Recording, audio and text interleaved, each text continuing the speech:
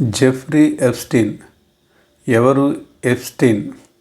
అలాగే Epstein files అంటే ఏమిటి? దాని గురించి తెలుసుకుందాం.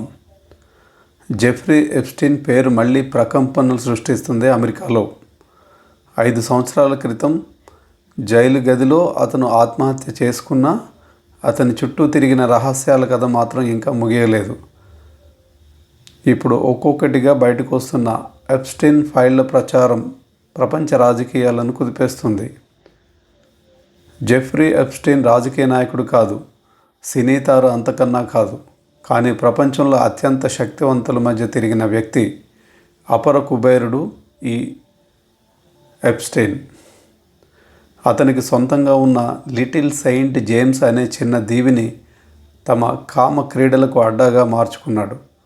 ఇక్కడ చిన్నపిల్లలపై లైంగిక దోపిడీ జరిగిందనే ఆరోపణలు వెలుగులోకి వచ్చాయి.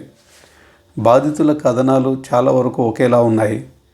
ఉద్యోగాల ఆఫర్లు, ఆకర్షణలు, తర్వాత బెదిరింపులు, లోపల జరిగినవి బయటకు చెప్పాలంటే చంపేస్తామని హెచ్చరికలు.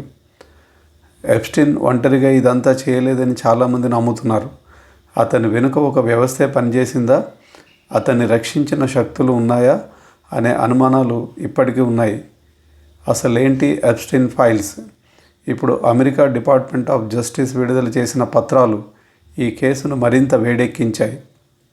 Court records, emails, flights logs, contact books ఇవన్నీ కలిపి లక్షల పేజీల డాక్యుమెంట్లు బయటకు వచ్చాయి. ఇందులో ప్రపంచవ్యాప్తంగా పేరున్న ప్రముఖుల పేర్లు వినిపించడంతో సంచలనం రేగింది. మాజీ అమెరికా అధ్యక్షుడు బిల్ క్లింటన్, ప్రస్తుత president of US Donald Trump, Britain యువరాజు ఆండ్రూ, హిల్లరీ క్లింటన్ వంటి పేర్లు కోర్టు పత్రాల్లో ప్రస్తావనకు వచ్చాయి.